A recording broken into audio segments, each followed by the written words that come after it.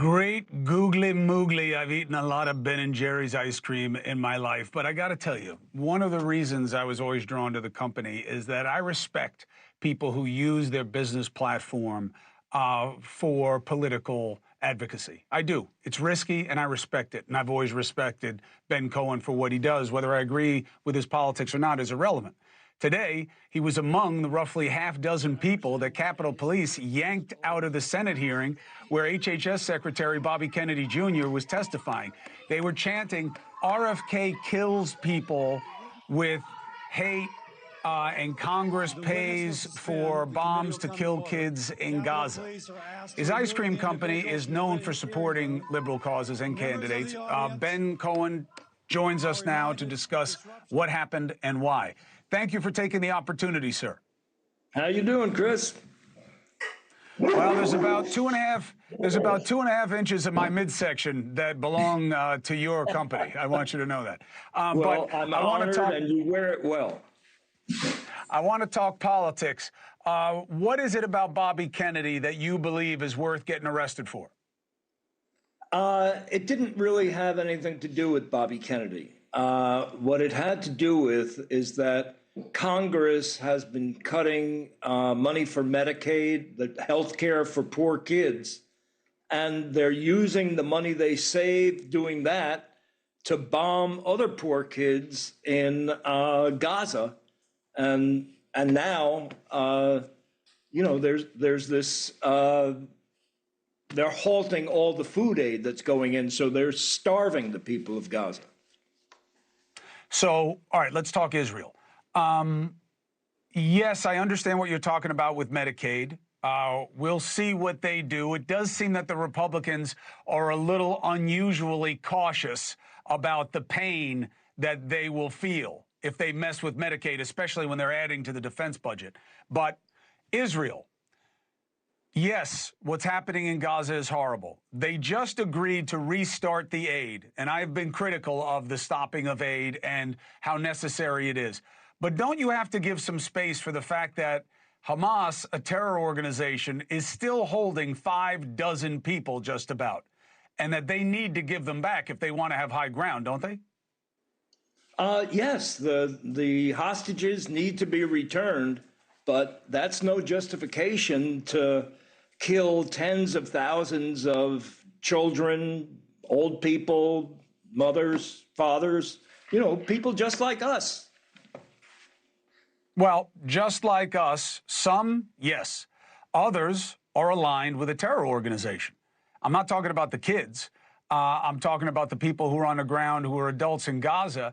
And if it were America and they had 59 of our people and they were a terror organization, do you think the United States would be doing anything different than Israel is? Boy, I would hope they'd be doing something different, because what's going on in Israel right now is genocide with our bombs.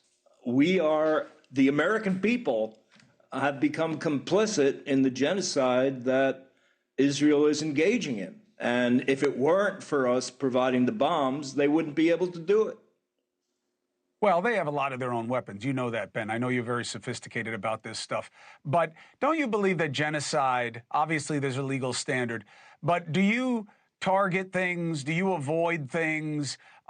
Do you pace things? Do you allow any aid the way Israel has if it's really a genocide? We've seen what that looks like in other situations. It doesn't look like this.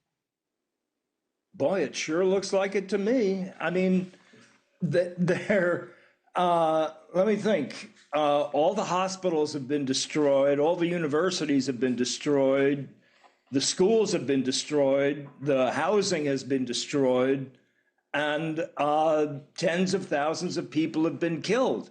And you can't tell me that they're all members of Hamas. I don't believe that. No, I'm not telling you that. I'm not telling you that because it's not true.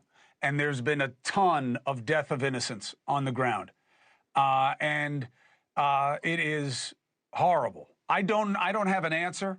I know that asking Israel to stop unilaterally when there's a terror organization committed to their annihilation that's holding 50-something of their people is an unreasonable request. But what is better than what's happening right now? How do you secure Israel, get the people back, and not have them using their military?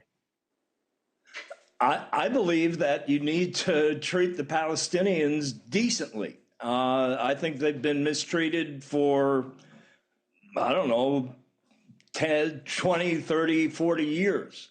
And I think that a two-state solution was the right idea. And I think Israel has been kind of shutting that out. But the major thing here is about a humanitarian disaster. People are being killed. Journalists are being targeted.